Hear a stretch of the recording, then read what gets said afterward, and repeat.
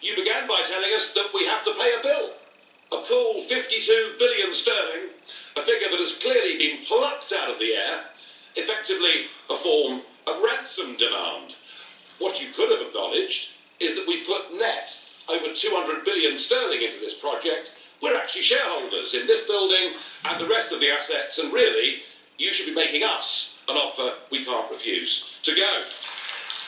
And the ever-charming Mr Verhofstadt, the Parliament's chief negotiator, in his resolution that we're to vote on later today, tells us that we cannot discuss potential trade deals with anybody else in the world until we've left the European Union.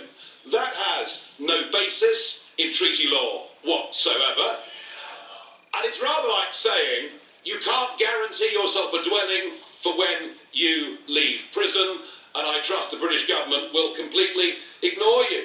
And of course, Mr Tusk, who is not with us today, I suspect that he's still crying. He looked pretty tearful, didn't he, after the British ambassador delivered the letter last week. He tells us in his memorandum that any future trade deal must ensure that the United Kingdom is not allowed to have a competitive advantage. This is all impossible, and you add to that the hypocrisy of, on the one hand, saying the EU will negotiate as one, and clause 22 of the Tusk document saying that actually Gibraltar, that the Spanish can have a total veto over the whole trade deal if they're not happy with the sovereignty of Gibraltar. We believe in national self-determination. Your aim and ambition is to destroy nation-state democracy. Gibraltar is clearly a deal-breaker on current terms. You've shown yourselves with these demands to be vindictive, to be nasty. All I can say is thank goodness we're leaving. You're behaving like the MAFIA. You think we're a hostage. We're not. We're free to go.